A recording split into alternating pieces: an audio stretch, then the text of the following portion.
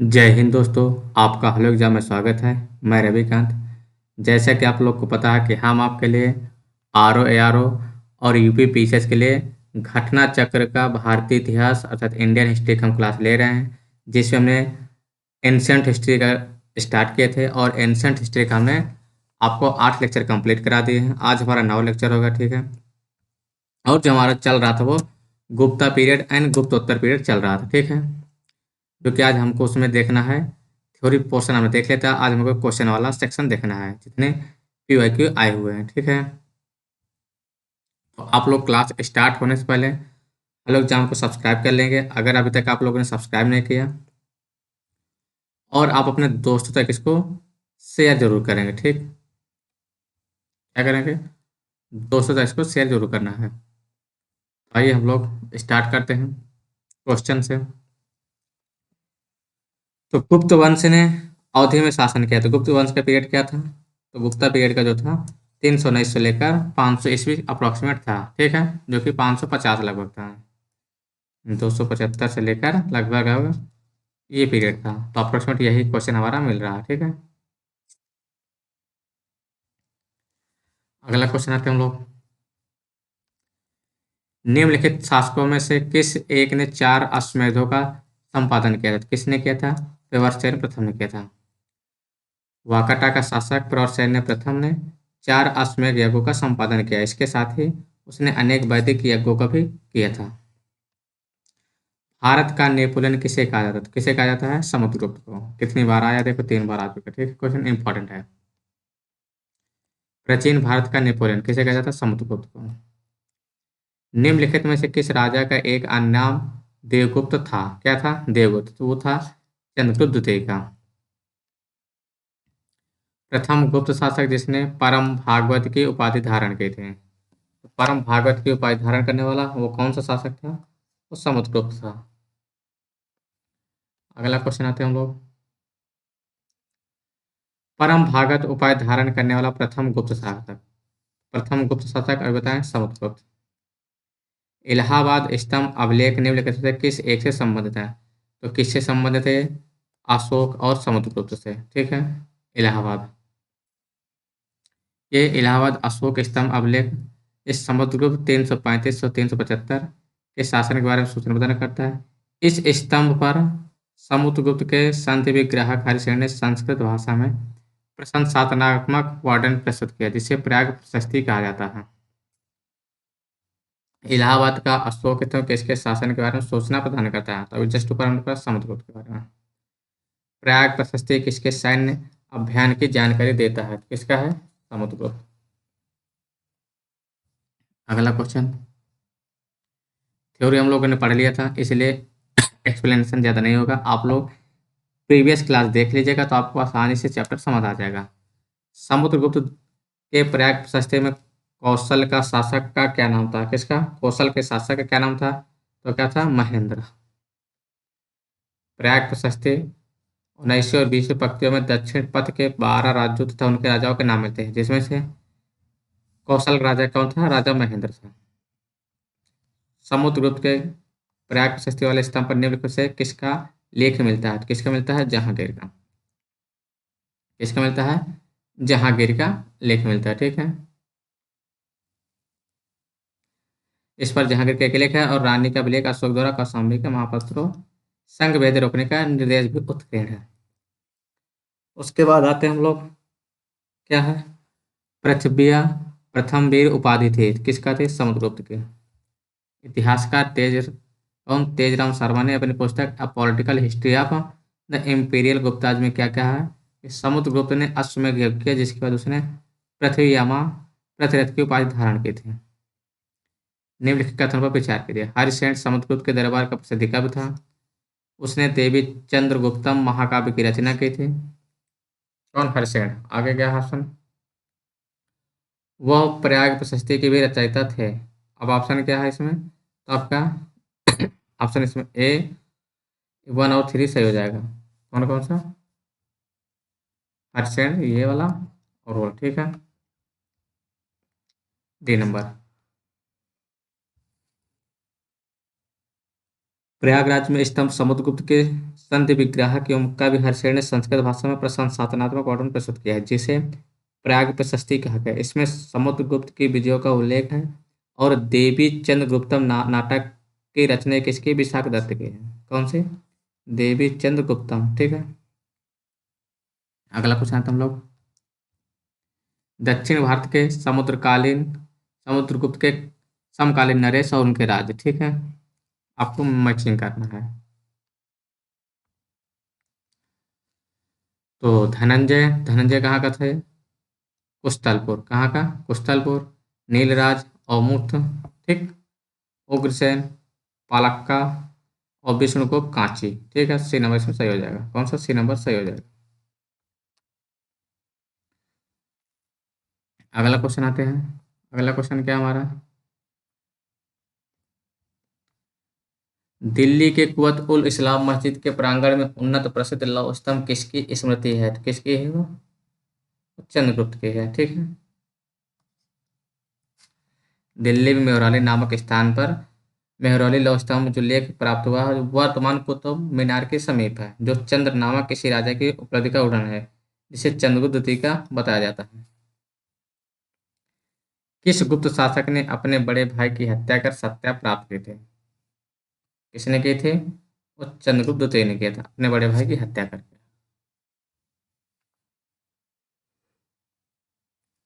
समुद्रगुप्त के पश्चात उसका पुत्र रामगुप्त शासक बनता है, लेकिन शकों के आक्रमण का सक्षम विरोध न करने के कारण उसके भाई चंद्रगुप्त द्वितीय ने रामगुप्त की हत्या कर उसकी पत्नी ध्रुव देवी से विवाह करके और शकों के विरुद्ध विजय प्राप्त करता है। ठीक, कौन सा राजवंश घोड़ों के आक्रमण से अत्यंत विचलित था, तो वो था गुप्ता।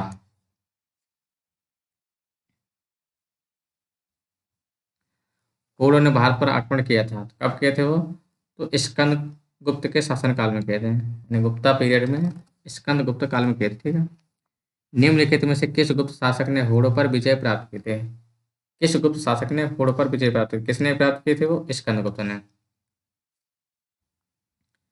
गुप्त सम्राट जिसने होड़ों को पराजित किया था, सेम क्वेश्चन है, स्कंदगुप्त।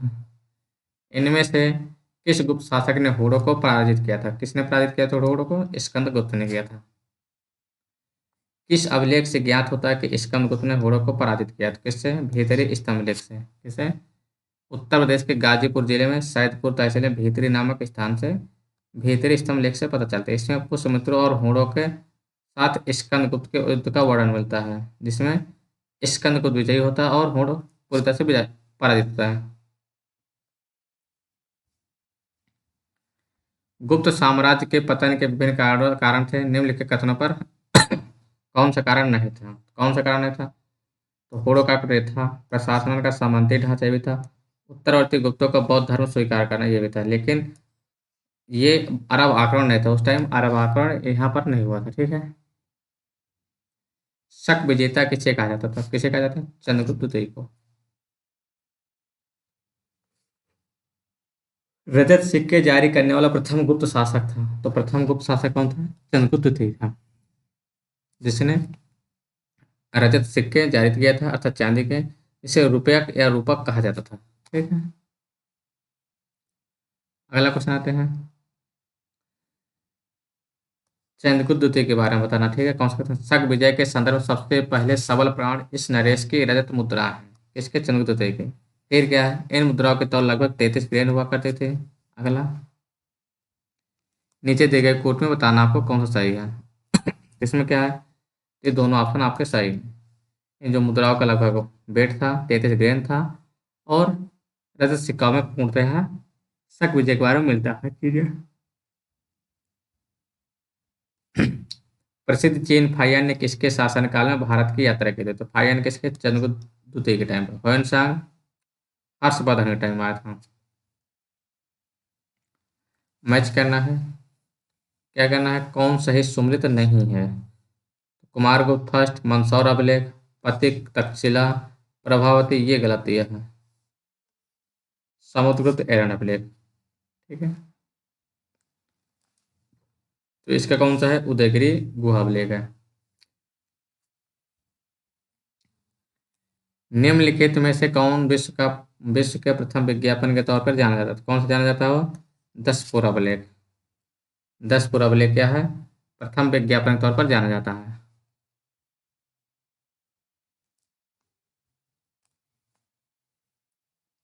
दस अभिलेख विश्व का प्रथम विज्ञापन के तौर पर जाना जाता है। इसे मंदसौर अभिलेख के नाम से भी जाना जाता है। किस नाम से?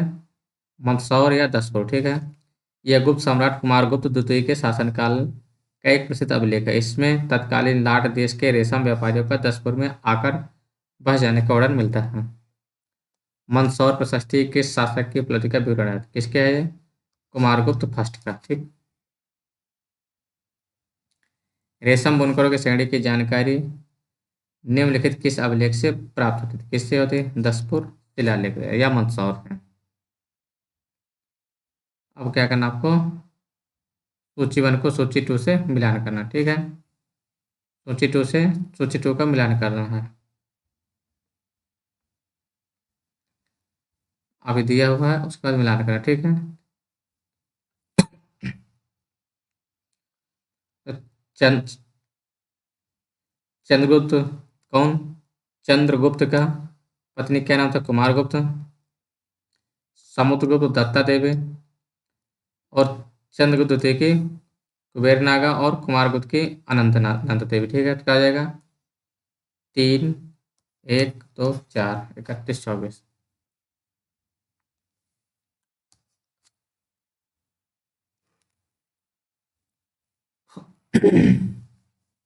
ईसा की तीसरी शताब्दी जबकि हुड़ आक्रमण से रोमन साम्राज्य समाप्त होगा, भारतीय व्यापारी अधिकारिक निर्भर हो गए। किस पर हो गए थे वो?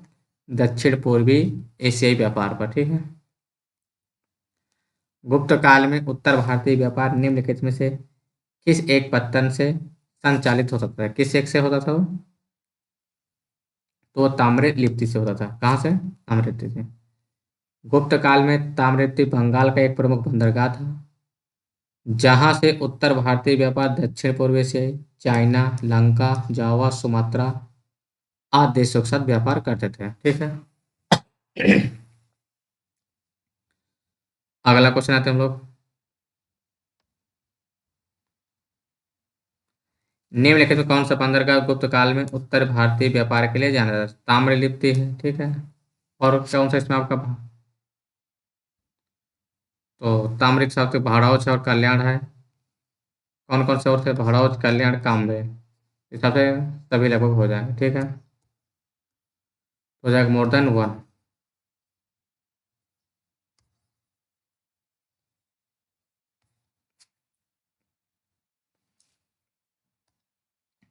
Next question. भारत ने दक्षिण पूर्व एशिया के साथ अपने प्रारंभिक सांस्कृतिक संपर्क तथा व्यापारिक संबंध बंगाल की खाड़ी के पार बना रखा थे। निम्नलिखित में से कौन सी बंगाल की खाड़ी के इस उत्कृष्ट आरंभिक समुद्री इतिहास की सबसे विश्वसनीय व्याख्याएं हो सकती हैं? इसमें आपको बताना, ठीक है। प्राचीन काल तथा मध्यकाल में भारत के पास दूसरे की तुलना में अति उत्तम पोत निर्माण तकनीक उपलब्ध थे। इस उद्देश्य के लिए दक्षिण भारतीय शासकों ने व्यापारियों, ब्राह्मण पुजारियों और बौद्ध भिक्षुओं को सदा संरक्षण दिया। बंगाल की खाड़ी में चलने वाले मानसून हवाओं ने समुद्री यात्राओं का सुगम बना दिया था। यही आपका ऑप्शन सही हो जाएगा। प्राचीन भारत में देश की अर्थव्यवस्था में अत्यंत महत्वपूर्ण भूमिका निभाने वाले श्रेणी संगठन के संदर्भ में निम्नलिखित में से कौन सा कथन सही? तो क्या है? प्रत्येक श्रेणी राज्य के एक केंद्रीय प्राधिकरण के साथ पंजीकृत होती थी और प्रशासनिक स्तर पर राजा उनका प्रमुख होता था। इनका प्रमुख कौन? राजा ने खुद उन्हीं में से एक हुआ करता था। फिर क्या है? श्रेणी ही वेतन, काम करने के नियमों और मानकों की कीमतों को सुनिश्चित करती थी। सही है। श्रेणी को अपने सदस्यों पर न्याय का अधिकार होता था। तो 2 और 3 सही है। श्रेणी व्यापारियों का एक दल हुआ करता था, ठीक है। गुप्त काल में गुजरात, बंगाल, दक्कन एवं तमिलनाडु राष्ट्र में स्थित केंद्र किससे संबंधित? किससे गुप्ता पीरियड में? वस्त्र से, ठीक है। फिर क्या? विशाख दत्त के प्राचीन भारतीय नाटक मुद्राक्षस विषय वस्तु थे, तो क्या थे?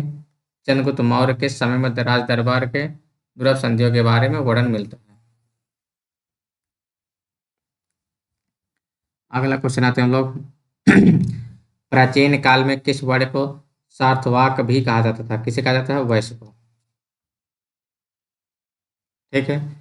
वैश्य को क्या कहा जाता है? सार्थवाक। निम्नलिखित में से क्या कह रहा है, निम्नलिखित में कौन गुप्त काल में अपनी आयुर्विज्ञान विषयक रचना के लिए जाना जाता था? कौन था जो आयुर्विज्ञान अर्थात शल्य क्रिया के लिए सुश्रुत जाने जाते थे? ठीक है, कौन जाने जाते थे? सुश्रुत।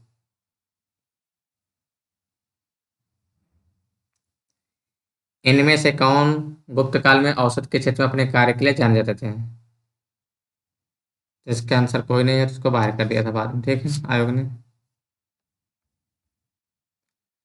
निम्नलिखित में से क्या है, निम्नलिखित में से किसका प्राचीन भारत के आयुर्वेद शास्त्र से संबंध नहीं है? किसका नहीं है? भास्कराचार्य का, आयुर्वेद से। ठीक है,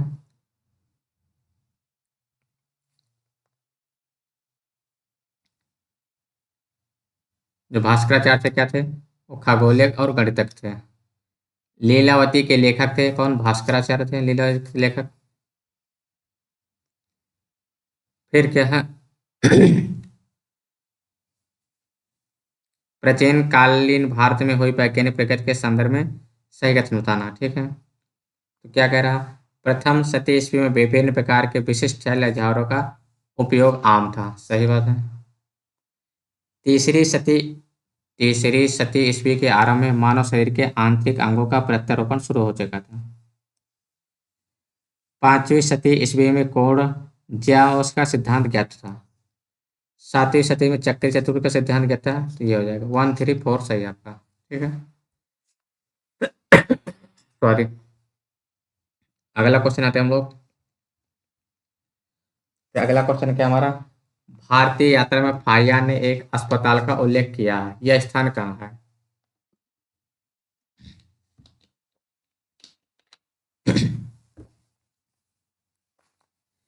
ये कहाँ है? पाटलिपुत्र में। ठीक है, जहाँ पर निर्धरों का निःशुल्क इलाज हुआ करता। चंद्रगुप्त के नवरत्नों में से निम्न कौन फलित ज्योतिष से संबंधित है? तो ज्योतिष से कौन संबंधित है? छपड़ाक था। ठीक है, सम किससे संबंधित है? आर्किटेक्चर से।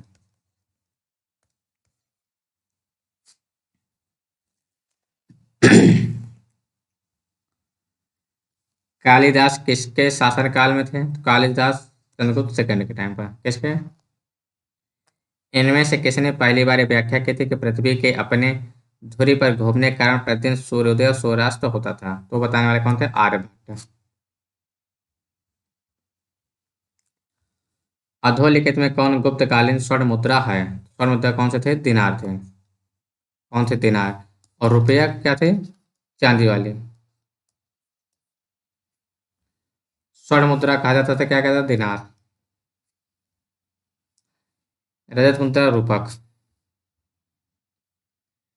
किस गुप्त शासक ने सर्वप्रथम सिक्के जारी किए थे? सर्वप्रथम सिक्के जारी करने वाले कौन था वो? चंद्रगुप्त फर्स्ट। गुप्त काल में लिखित संस्कृत नाटकों में स्त्री और शूद्र बोलते थे, तो कौन थे? वो प्राकृत भाषा में। तो स्त्री और शूद्र क्या कौन सी भाषा बोलते थे? प्राकृत भाषा बोलते थे। ठीक है, सती प्रथा का प्रथम अभिलेखित साक्ष्य कहाँ मिलता है? वो एरन अभिलेख से मिलता है। ठीक है, कहाँ से मिलता है? एरन अभिलेख से। गुप्त संवत की स्थापना किसने की थे? तो कि किसने किया था? चंद्रगुप्त फर्स्ट ने किया था। और इसका जो टाइम पीरियड माना जाता है 319। मैचिंग करना है। अशोक अशोक का क्या हो जाएगा? प्रियदर्शनी। 1 का 2 एक सीधा सीधा मिल रहा है। 1 का 2 सी नंबर सही हो जाएगा आपका ऑप्शन। समुद्रगुप्त, पारा क्रमांक, चंद्रगुप्त। ठीक है,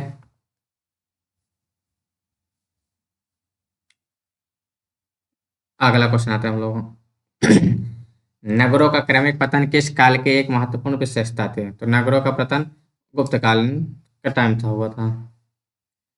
किस शासक वंश ने मंदिरों एवं ब्राह्मणों के सबसे अधिक ग्राम अनुदान दिया था? तो मंदिर और ब्राह्मणों को सबसे ज्यादा दान करने वाला कौन सा शासक था?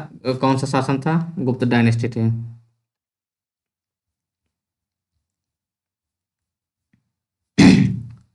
अगला आते हैं हम लोग।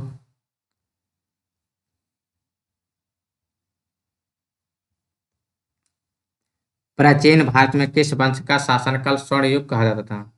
तो गुप्ता पीरियड को स्वर्ण युग कहा जाता था। किस कारण कहा जाता था? नवरत्न की वजह से स्वर्ण युग कहा जाता था। ठीक है।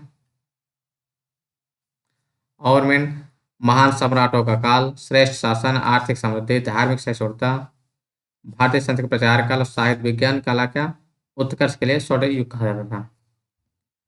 निम्न में से किस काल में स्त्रियों की पुरुष से बराबरी थी? किस काल में थी वो?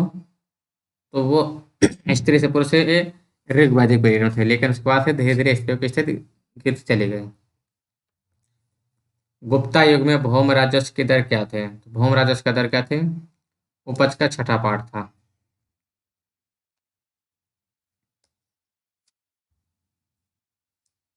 ठीक है। हिंदू विद द्वारा मान्य कार्य कितना था? तो हिंदू विद द्वारा कितना था? उपज का छठा भाग। ठीक है। किस प्रकार की भूमि को अपरहत कहा जाता था? तो अपरहत बिना जोते हुई जंगली भूमि को कहा जाता था। भारत के इतिहास के संदर्भ में कुल्यवाप व द्रोणवाप शब्द क्या निर्दिष्ट करते हैं? तो भूमाप को निर्दिष्ट करते हैं। किसको? भूमाप को।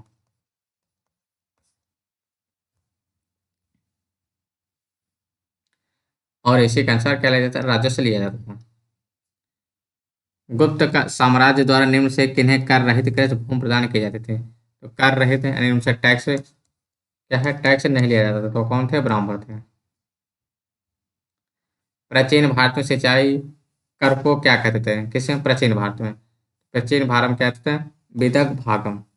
क्या कहता था? विदक भागम कहा जाता था। ठीक है। तीसरी शताब्दी में वारंगल प्रसिद्ध था। तो वारंगल लोहे के यंत्र व उपकरण हेतु प्रसिद्ध था। वहां पर लोहे के यंत्र काफी मात्रा में बनाए जाते थे। प्राचीन भारतीय गुप्त राजवंश के समय के संदर्भ में नगर, घंटाशाला, कदूरा तथा चौल किस लिए विख्यात थे? तो इनके विख्यात होने का मेन कारण क्या था? विदेशी व्यापार करने वाले बंदरगाह के लिए विख्यात।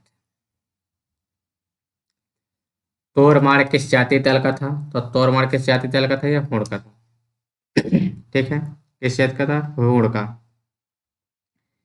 निम्नलिखित में से किसने हुण शासक मिहिर कुल को पराजित किया था? मिहिर कुल हुण को किसने पराजित किया था? तो था यशोधर्मन था।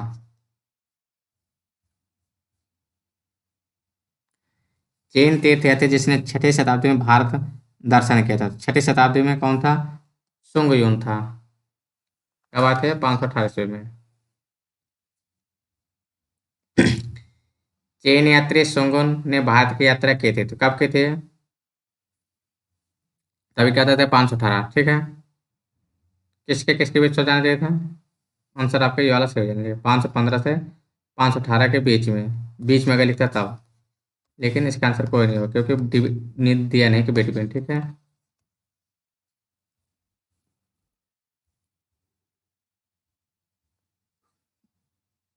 फिर क्या करा? निम्नलिखित कथनों पर ध्यान दीजिए। गुप्त साम्राट स्वयं के लिए दैवीय अधिकारों का दावा करते थे। बिल्कुल करेक्ट है। उनका प्रशासन नितांत केंद्रीकृत था, केंद्रीकृत नहीं था, और डिस्ट्रीब्यूट भी था। ठीक है। डिसेंट्रलाइज था। उन्होंने भूमदान की परंपरा को विस्तारित किया। ये भी सही है। 193 सही हो जाएगा। जो कि उनका जो राज क्या था? केंद्रीकृत न होकर क्या था? संघात्मक था। गुप्त काल के दौरान भारत में बलात्श्रम अथवा विष्ट में के संदर्भ में निम्नलिखित में से कौन सा कथन सही है? बलात्श्रम।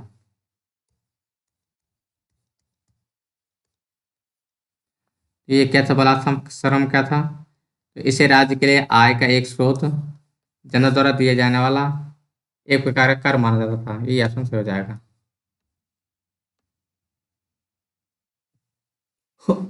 कहा जाता है कि शतरंज खेल का उद्भित हुआ था। शतरंज खेल का कब उद्भित हुआ था और कहाँ हुआ था? तो ये भारत में हुआ था। और किस टाइम पर?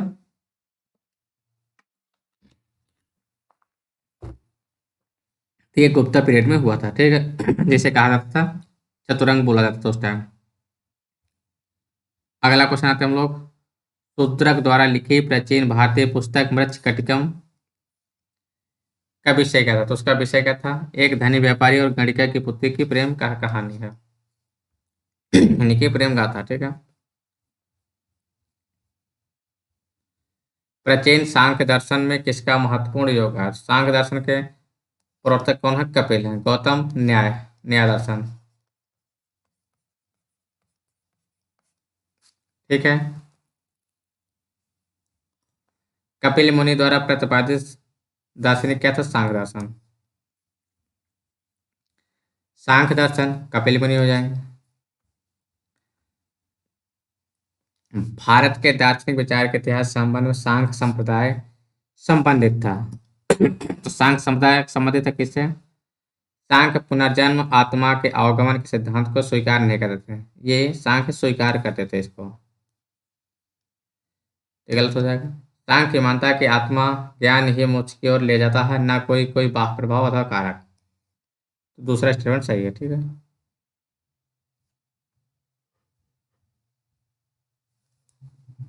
अगला क्वेश्चन आते हैं।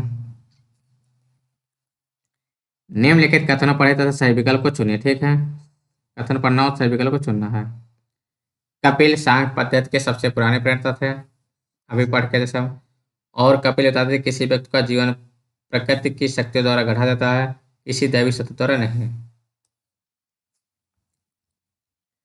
योग दर्शन के कौन थे? पतंजलि थे प्रतिपादक, ठीक है। कौन थे? योग के पतंजलि। योग के आविष्कारक या प्रतिपादक पतंजलि थे। निम्नलिखित में से कौन एक अष्टांग योग का अंश नहीं है? किसका अष्टांग योग का अंश नहीं है? देखते हैं। अनुस्मृति, प्रत्याहार, ध्यान, धारणा। तो इसमें अनुस्मृति, अष्टांग का सूत्र नहीं था, ठीक है। तो अष्टांग कौन कौन से थे? यम था, नियम था, आसन था, प्राणायाम, प्रत्याहार, धारणा, ध्यान, समाधि। इनके वर्णन किए गए थे, ठीक है। अनुस्मृत अष्टांग योग अंश नहीं इसका पाठ, ठीक। महाभाष्य के लेखक पतंजलि समसामयिक थे। तो किसके टाइम पीरियड के थे? पुष्यमित्र शुंग टाइम के थे। नव्य न्याय संप्रदाय के संस्थापक कौन थे? तो नव्य न्याय के ये थे गंगेश और उदयन थे, ठीक है। जब तक जीवित रहो सुख से जीवित रहो, चाहे इसके लिए ऋण ही लेना पड़े, क्योंकि शरीर के भस्मीभूत हो जाने पर पुनरागमन नहीं हो सकता। पुनर्जन्म का निषेध करने वाली ये उसकी शक्ति है। ये ये किसका फिलॉसफी थी? ये चार वाक्य फिलॉसफी थी। किसकी? चार वाक्य, ठीक है। केवल प्रत्यक्ष प्रमाण को कौन स्वीकार करता है? ये किसके ने बोला था? चार वाक्य।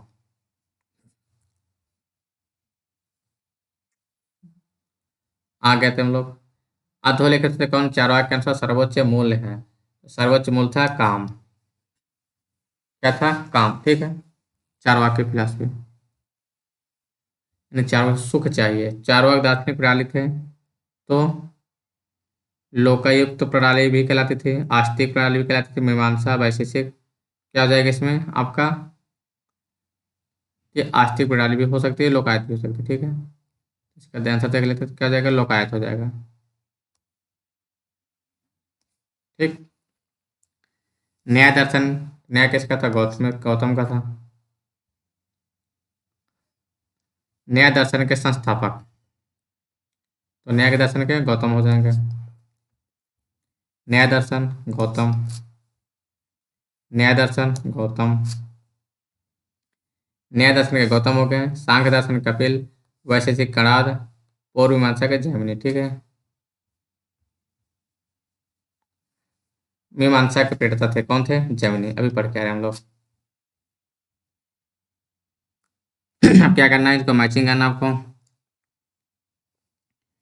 तो न्याय दर्शन तो क्या हो जाएगा? न्याय मतलब तार्किक, तार्किक तरह से न्याय करना। क्या क्या? एक का फोर। देखिए एक का फोर कहीं मिल रहा आपको? ये मिल गया। एक पकड़ लिया, अपना हो गया, ठीक है। मीमांसा दर्शन क्या हो जाएगा? वैदिक, वैदिक अनुष्ठान कराना। सांख्य दर्शन तो वास्तविक ज्ञान का अभिग्रहण। और वेदांत दर्शन आत्मज्ञान। बिना वाला ऑप्शन सही हो जाएगा, ठीक है।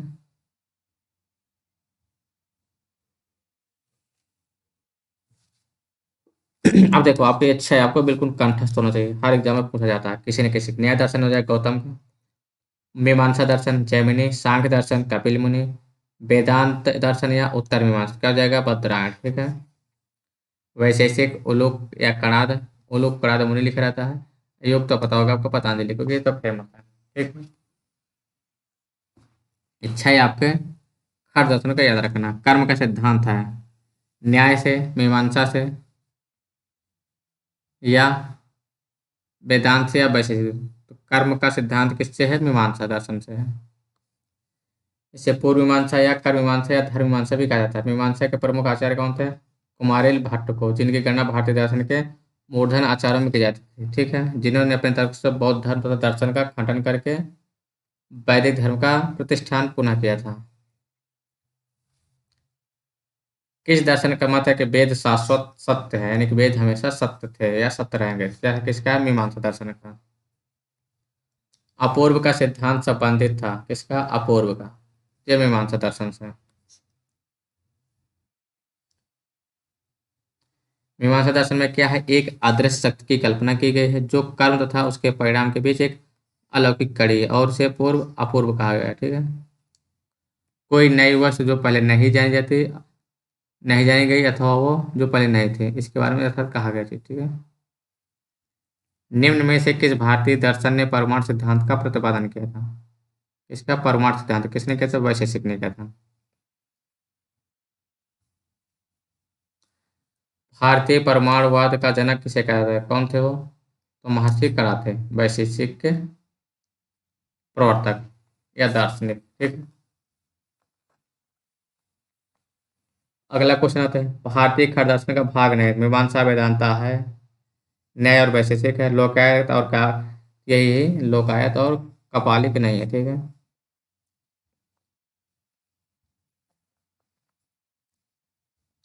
लोकायत दर्शन किसको रखा जाता है, लोकायत किसको हो जाएगा, चारवाक की फिलॉसफी थे। अद्वैत दर्शन के संस्थापक, अद्वैतवाद के ये शंकराचार्य थे।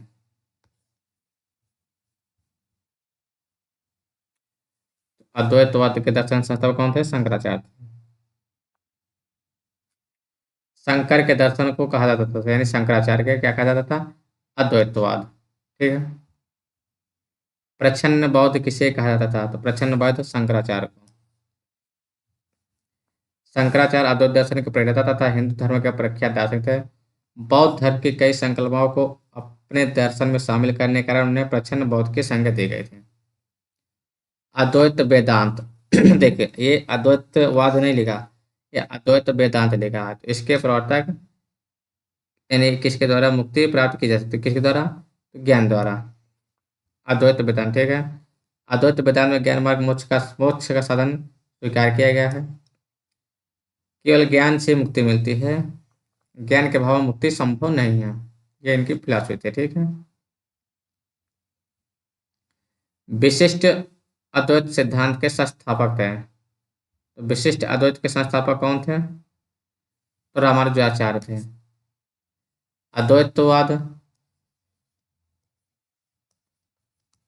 शंकराचार्य, विशिष्ट अद्वैतवाद रामानुजाचार्य, ठीक है।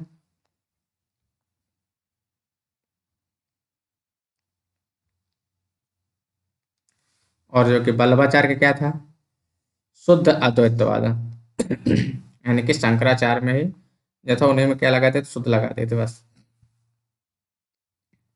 वेदांत दर्शन संबंध के साथ नहीं है, तो वेदांत दर्शन के साथ कौन थे, अभिनव गुप्ता।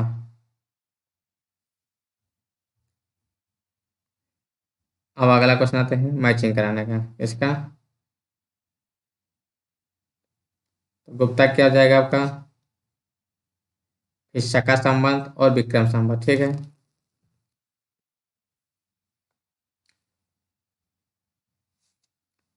तो शका संबंध हो जाएगा आपका 78 ईस्वी, और विक्रम संबंध हो जाएगा 58 ईस्वी पूर्व हो जाएगा। लास्ट में आपको मैच कर लीजिए उसको। तो गुप्ता 320 था, यानी कि सी के क्या था, 2 था, ये हो जाएगा। आगे देख लेते हैं, पहले और कुछ नहीं मैच कर रहा। ठीक है, तो इसमें भी है, क्या दिया, 4 3 2 1, ठीक है, 4 4 3 2 1, ठीक है।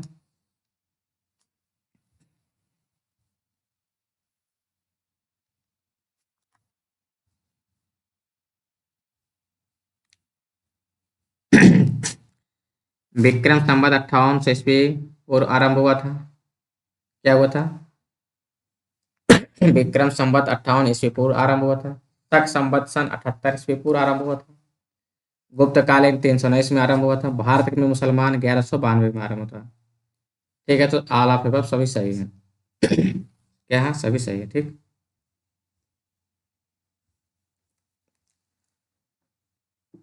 अगला क्वेश्चन, अगला क्या है, गधैया था। तो गधैया क्या था? सिक्का, होमकर, व्यापार कर, सैन्य अधिकारी था।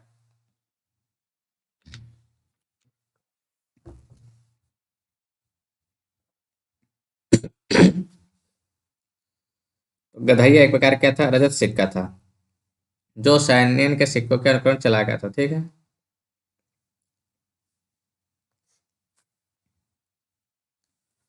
पुलकेशिन फर्स्ट का बदामी शिलालेख शक वर्ष 465 का दिनांकित है। यदि इसे विक्रम संवत में दिनांकित किया यानी करना है तो वर्ष क्या हो जाएगा? तो विक्रम संवत का है, तो इसमें आपको ऐड करना पड़ेगा, ठीक है। इसमें आप लोग 78 ऐड कर देंगे, प्लस 57 या 58, दोनों को ऐड कर देंगे तो आपका आंसर आ जाएगा, ठीक है।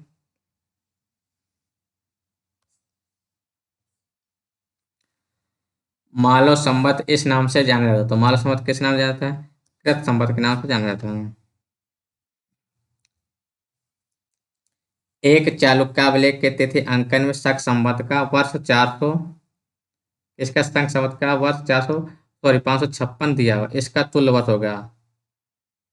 इसका तुल्य वर्ष क्या होगा, ये आपको मिलान करना, ठीक है। तो इस वर्ष के हिसाब से जोड़ा जाएगा, ठीक है। तो शाखा संबंध है, तो इसमें कितना ऐड करेंगे आप लोग? 78 ऐड करेंगे, ठीक। पुराणों के अनुसार चंद्रवंशी पुराणों के अनुसार चंद्रवंशी शासकों का मूल स्थान था काशी, अयोध्या, प्रतिष्ठानपुर। क्या लिखा है? प्रतिष्ठानपुर, यही आंसर हो जाएगा, प्रतिष्ठानपुर। मौखरी शासकों की राजधानी थी। तो मौखरी क्या थी? कन्नौज। मौखरी गुप्तों के सामंत थे, जो मूलतः गया के निवासी थे, ठीक।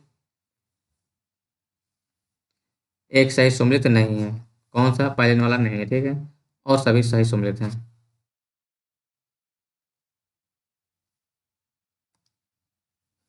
गुप्त वंश के पतन से लेकर आरंभिक 7वीं शताब्दी में हर्षवर्धन के उत्थान तक भारत में निम्नलिखित किन राजाओं का शासन था? कहाँ से? गुप्त के पतन से लेकर।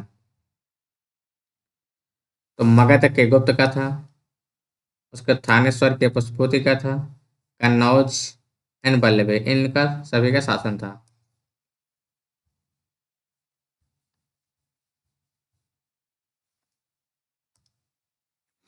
ठीक है। वर्धन राजवंश की स्थापना किसने की थी? तो वर्धन किसने की थी? पुष्यभूति ने की थी।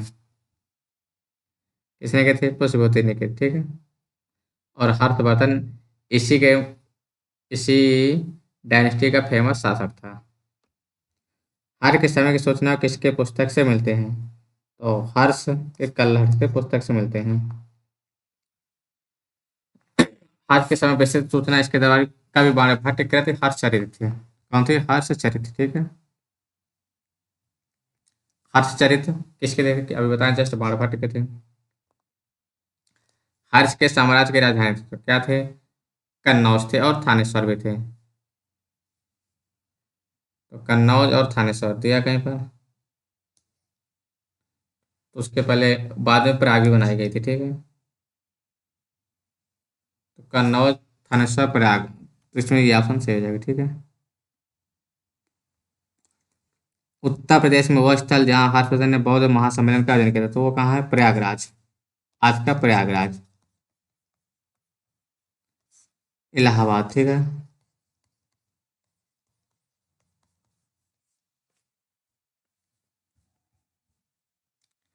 नर्मदा नदी तट पर सम्राट हर्ष के दक्षिणावर्ती आक्रमण को रोका, तो किसने रोका था? वो पुलकेशिन सेकंड ने, और इसने हराया भी था। निम्नलिखित शासकों में से किसने हर्ष वर्धन को पराजित किया था? किसने किया था? तो पुलकेशिन द्वितीय ने किया था। चालुक्य शासक पुलकेशिन की हर्ष पर विजय वर्ष था, क्या था? 618 में।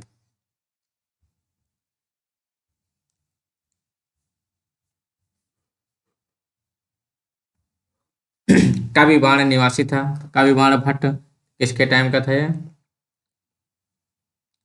ये हर्षवर्धन के टाइम पीरियड का था, और ये सोन नदी के किनारे बिहार का निवासी था,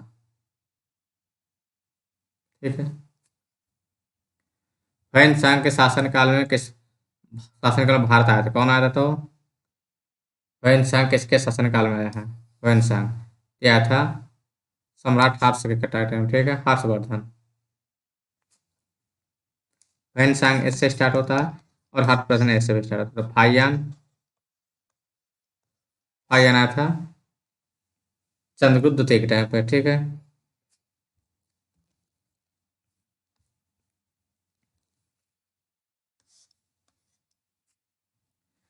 भारत की यात्रा करने वाले चीन यात्री युआन चांग अर्थात ह्वेन सांग ने तत्कालीन भारत के सामान्य दशाओं को और संस्कृत को वर्णन किया है। इस संदर्भ में निम्न कौन सा कथन सही है? देखते हैं कौन सा कथन सही है, ठीक है।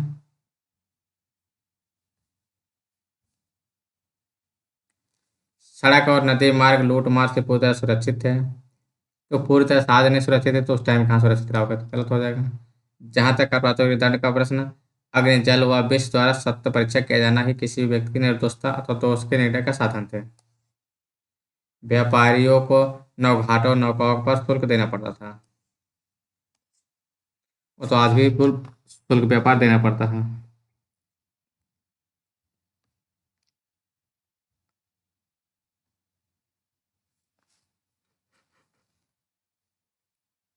हर्ष के दरबार में ह्वेनसांग को एक दूत के रूप में किसने भेजा था? तो ह्वेनसांग चीनी तांग कौन तांग वंशी शासक तुई सांग के समकालीन था। ह्वेनसांग की भारत यात्रा के समय सूती कपड़ों के उत्पादन के लिए सबसे प्रसिद्ध नगर था, तो कौन सा था? मथुरा था। सबसे प्रसिद्ध स्थान कौन सा था? मथुरा था। कौशे शब्द का प्रयोग किया गया था, तो कौशे शब्द का प्रयोग किसके लिए किया गया था? आप लोग कमेंट करता है। कौशे शब्द का प्रयोग किसके लिए किया गया था? ठीक है, तो रेशम के लिए किया गया था।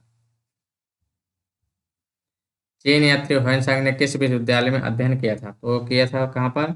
नालंदा, बिहार में।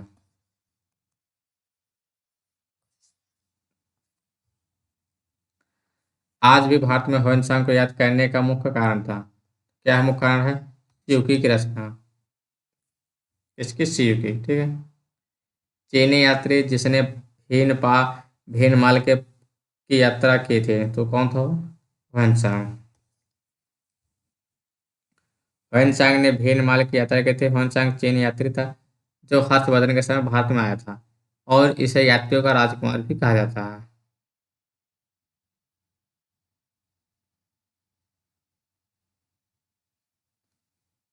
सियुकी नामक यात्रा विवरण निम्नलिखित से किसकी है? तो किसके है? ह्वेनसांग सियुकी, ठीक है, किसके है? ह्वेनसांग के। इत सिंह ने बिहार का भ्रमण किया था। कौन? इत सिंह। इत सिंह बिहार कब आए थे? ये बताना आपको। 405, 635, 637, और फिर से क्वेश्चन है। इत सिंह लगभग 671 से 695 में आया था। कितना? 671 से 695 के बीच। निम्नलिखित में कौन सा उपवाक उत्तर हर्षकालीन स्रोतों में प्रायोगिक हुंडे के स्वरूप में परिभाषित किया गया है? तो हुंडे क्या था? विनिमय पत्र था।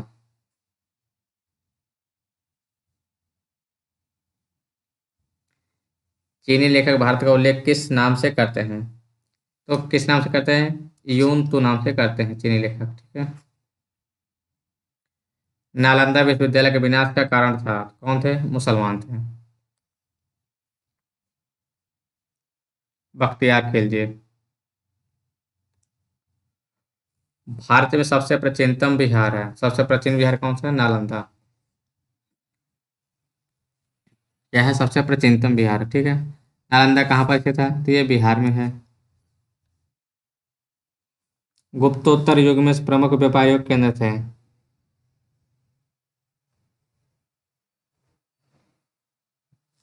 गुप्तोत्तर युग में प्रमुख व्यापारिक केंद्र थे, कौन था? कन्नौज था। अगला क्वेश्चन। सामंतवाद का विकास गुप्तोत्तर काल की कृषक संरचना के प्रमुख विशेषता थे। इस काल में भूस्वामी मध्यस्थ वर्ग एवं आश्रित कृषक वर्ग अस्तित्व में आया। तो ये आ तो सही है, ठीक है। और ए भी सही है, तो दोनों क्या हो जाएगा? इसका सही हो जाएगा, ठीक है। अब निम्नलिखित कथनों पर विचार करना, ठीक। चीनी तीर्थयात्री फाहियान ने कनिष्क के द्वारा आयोजित किए गए थे। तो फाहियान तो चंद्रगुप्त के टाइम का हो गया। चीनी तीर्थयात्री ह्वेनसांग हर्ष से मिला और उसे बौद्ध धर्म का प्रतिरोध पाया। ये गलत है। ह्वेनसांग टाइम पर आया था लेकिन बौद्ध धर्म का प्रतिरोध, ये गलत है, ठीक है। अब मिलान करते हैं। ह्वेनसांग, तो ह्वेनसांग आया किसके टाइम पे? कौन सही? सुमिलित नहीं, ठीक है। तो इसका आप लोग टाइम पीरियड देख लीजिए, ठीक है। विचार कीजिए, आगे बढ़ते हैं, ठीक। मुल्तान के सूर्य मंदिर का उल्लेख ह्वेनसांग, अबू जैद, अल मसूदी तथा अल बरूनी ने किया था। बिल्कुल करेक्ट है वाला, अल मसूदी। शामपुर यात्रोत्सव सूर्य पूजा से सम्मिलित था। हाँ, शामपुर लाइट दिखा रहा था क्या ना सर?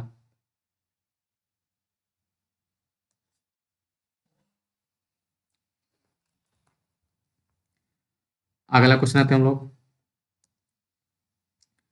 भारत के इतिहास के संदर्भ में निम्नलिखित में से कौन सा सामंती व्यवस्था का अनिवार्य तथ्य है? किसका सामंती व्यवस्था का अनिवार्य तथ्य है? तो अत्यंत शासक केंद्रीय केंद्रीय नहीं था, वो उस टाइम संघात्मक ज्यादा हो गया था, ठीक है, फेडरल। भूमि के नियंत्रण तथा स्वामित्व पर आधारित प्रशासनिक संरचना का उदय हुआ, ये सही है। सामंत तथा उसके अधिपति के बीच स्वामीदास संबंध का बनना।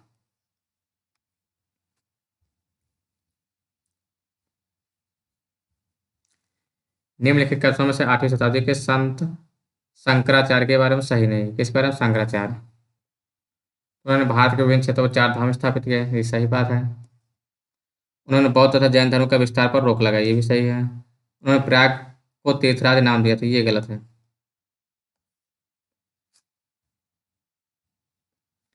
कौन कौन से 4 मठ हैं? श्रृंगेरी कर्नाटक दक्षिण में, द्वारिका गुजरात में पश्चिम, पुरी उड़ीसा पूरब, ज्योतिर्मठ यानी जोशीमठ उत्तराखंड उत्तर में, ठीक है। आदि शंकराचार्य जी के बाद शंकराचार्य बने, उनका जन्म कहाँ हुआ था? तो उनका जन्म कहाँ हुआ था? केरल में हुआ था, सामान्य ब्राह्मण परिवार। आदि शंकराचार्य द्वारा स्थापित 4 मठ कहाँ कहाँ पे स्थित है? श्रृंगेरी, द्वारिका, जोशीमठ, और कौन सा है? एक श्रृंगेरी है। 4 धाम में सम्मिलित नहीं है, तो 4 धाम में कौन सा सम्मिलित नहीं है? ये मानसरोवर, ठीक है।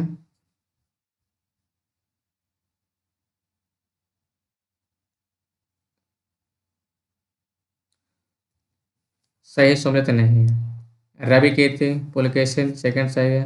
भवभूति हरिसेन नहीं समझ, ठीक है। हरिसेन बाण भट्ट था इस टाइम का, ठीक।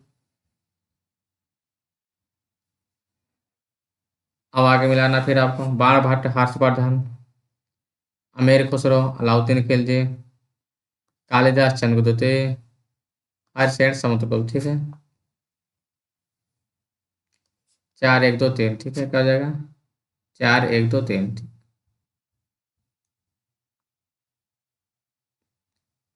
अब आते हैं दुर्गावती,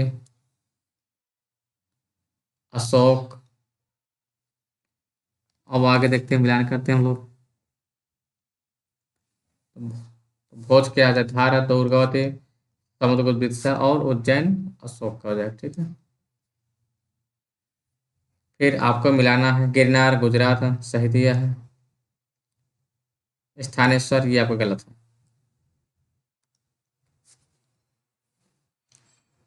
और भेलसा मत से ये आपको 1 और 3 सही है, ठीक। यहाँ पर आपके इस चैप्टर के पूरे क्वेश्चन समाप्त हुए हैं, ठीक। क्या हुआ है? इस चैप्टर के आपके पूरे क्वेश्चन सातों। अब आएगा नेक्स्ट चैप्टर। तो आज लोग हम लोग यही क्लास समाप्त करते हैं, ठीक है। और अगला जो हमारा टॉपिक होगा वो होगा हमारा प्राचीन भारत में स्थापत्य कला का, ठीक है। आर्किटेक्चर का, यानी कि क्या क्या निर्माण हुए आर्किटेक्चर, टेम्पल, मंदिर, ठीक है, इनके बारे में हम लोग देखेंगे नेक्स्ट लेक्चर में। तो आज की हम क्लास में समाप्त कर रहे हैं, ठीक है। तो आप लोग कमेंट करके बताइएगा कि आपको क्लास कैसी लगी है, ठीक है। थैंक यू, धन्यवाद, टेक केयर, ठीक है। तो अगले क्लास में मिलते हैं हम लोग। आप लोग सब लोग क्लास को जरूर देखिएगा और शेयर जरूर करिएगा, ठीक है।